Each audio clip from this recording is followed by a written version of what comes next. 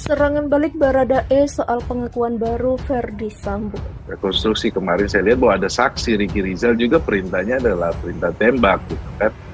Kemudian klien saya setelah itu kan Ricky Rizal menolak, kemudian Ricky Rizal memanggil klien saya. Kemudian klien saya dengan jelas menyampaikan di dalam berita acara pemeriksaan adalah bukan hajar, tapi perintah adalah perintah tembak gitu. Iya, nggak ada masalah. Itu kan dari Richard ya, apa yang Richard alami berdasarkan fakta yang dia ketahui. Begitu juga apa yang diperkuat juga oleh RR, Ricky Rizal, Bang Rasa Mala. Ya nanti kita lihat dalam fakta persidangan. Yang jelas apa yang disampaikan kemarin pada konferensi pers itu adalah fakta yang diketahui oleh Pak Verdi Sambo pada saat kejadian tanggal 8. Dari Pak Verdi Sambo memang begitu di berita acara disebutnya, dia menyebut hajar cas. Bahwa Richard kemudian menginterpretasikan itu adalah tembak, bagaimana interpretasi itu bisa terbangun, itu nanti yang mesti dielaborasi dalam persidangan. Jenderal yang baik harusnya pelindung bagi anak buah, bukan mengorbankan anak buah. Tapi dia mengorbankan semua anak buahnya tanpa memikirkan istri-istri masing-masing anak buahnya, tanpa memikirkan anak-anaknya. Ini bagaimana ini orang-orang sudah di PTDH? Bagaimana istrinya? Bagaimana anaknya? Hanya karena Verdi Sambo tidak kesatria, hanya karena Verdi Sambo pengecut kan begitu. Merekayasa semuanya, memerintahkan anak buahnya merusak barang bukti, menghilangkan barang bukti, menyembunyikan barang bukti. Ini kan sifat pengecut. Kalau memang hal-hal yang sudah dikatakan oleh kuasa hukum mereka ini adalah benar, kenapa kok FS memerintahkan anak buahnya dan ada 97 orang anggota Polri oknum yang terlibat di sini untuk menghancurkan barang bukti, menghilangkan sidik jari, melakukan ini dan itu, mengganti pintu, mengganti kunci pintu dan sebagainya. Itu yang terjadi di rumah dinas dan juga rumah pribadi. Kenapa semua itu dilakukan? Di mana handphonenya Brigadir Joshua, laptopnya, baju terakhirnya dan sebagainya? Kenapa adalah hal yang sangat janggal?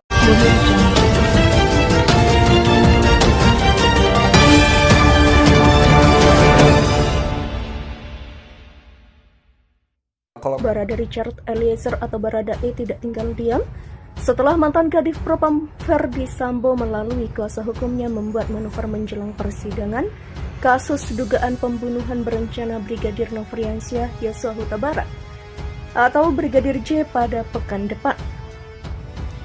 Saat jadwal sidang tinggal menghitung hari, kubu Sambo menebar pernyataan baru terkait peristiwa berdarah pada 8 Juli 2022 di rumah dinas Kompleks Polri Duren 3, Jakarta Selatan. Keduanya juga bakal berhadapan dalam sidang karena sama-sama menjadi tersangka dalam kasus dugaan pembunuhan berencana itu. Kuasa hukum Sambo, Febri Diansyah, mengatakan saat itu kliennya hanya memerintahkan Baradae untuk menghajar Brigadir Yosua dan bukan menembak.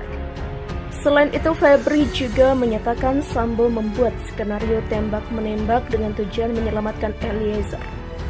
Kuasa hukum Eliezer, Roni Talepesi, langsung membantah klaim Sambo soal tidak memerintahkan menembak Yosua. Sesuai keterangan klien saya dan masih konsisten hingga saat ini bahwa perintah dari FS adalah tembak bukan hajar, kata Roni saat dikonfirmasi pada Kamis 13 Oktober.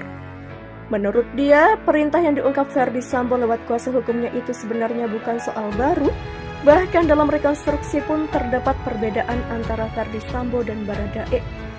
Roni mengatakan perbedaan keterangan Verdi Sambo itu wajar sebab itu adalah pembelaan agar pelaku lepas dari hukuman yang didakwakan kepadanya.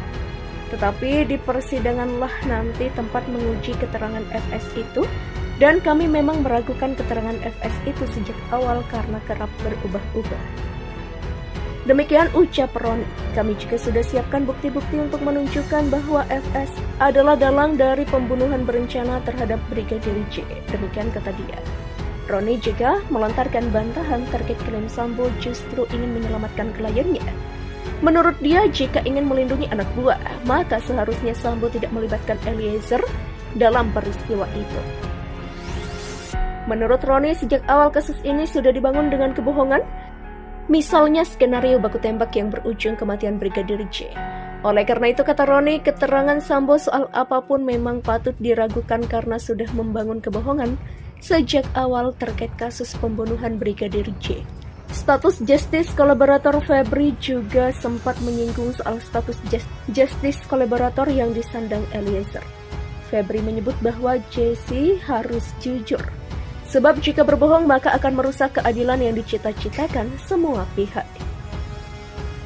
Febri menekankan bahwa Jesse adalah pelaku yang bekerja sama sehingga dia harus mengakui perbuatannya.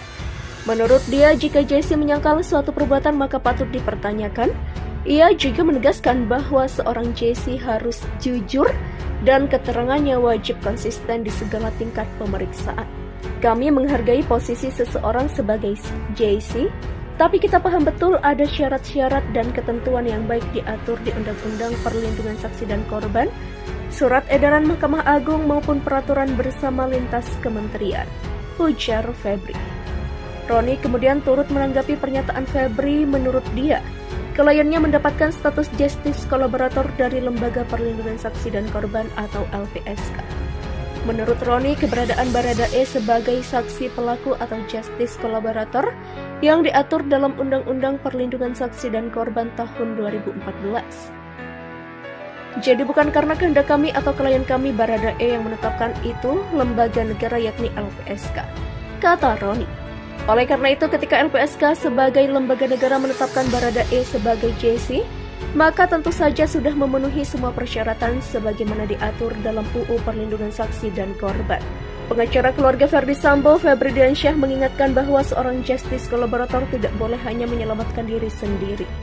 Sebelumnya, Barada Richard Eliezer telah resmi dinyatakan sebagai Justice Kolaborator dan berharap status tersebut bakal dipertimbangkan oleh hakim dalam persidangan kasus pembunuhan Brigadir Yosua Huta Barat oleh Ferdi Sambo yang segera digelar. Febri menekankan jika Jesse adalah pelaku yang bekerja sama sehingga dia harus mengakui perbuatannya. Menurutnya, jika Jesse menyangkal suatu perbuatan maka patut ia pertanyakan. Sidang para tersangka dalam kasus pembunuhan oleh Ferdi Sambo akan dilaksanakan di ruang utama Umar Seno Aji di Pengadilan Negeri Jakarta Selatan dan bakal digelar terbuka untuk umum. Para tersangka kasus pembunuhan berencana adalah Ferdi Sambo dan istrinya Putri Chandrawati, Barada Richard Eliezer, Bribka Riki Rizal, dan Kuat Ma'ruf. Kelimanya disangkakan diduga melanggar pasal 340 KUHP Subsider, pasal 338 KUHP JO, pasal 55 ayat 1 ke 1 KUHP JO, pasal 56 ke 1 KUHP. Sementara itu ada 7 tersangka yang ditetapkan dalam perkara obstruction of justice di penyidikan perkara tersebut. Para tersangka itu adalah Ferdi Sambo, Brigjen Hendra Kurniawan, Kombes Agus Nurpatria, AKBP Arif Rahman, Kompol Baikuni Wibowo, Kompol Cuk Putranto, dan AKP Irfan Widianto. Para tersangka obstruction of justice itu diduga melanggar pasal 49 JO, pasal 33 dan atau pasal 48 ayat 1 JO, pasal 32 ayat 1 nomor 19 tahun 2016 UU ITE. Selain itu mereka juga dijerat pasal 55 ayat 1 dan atau pasal 221 ayat 1 kedua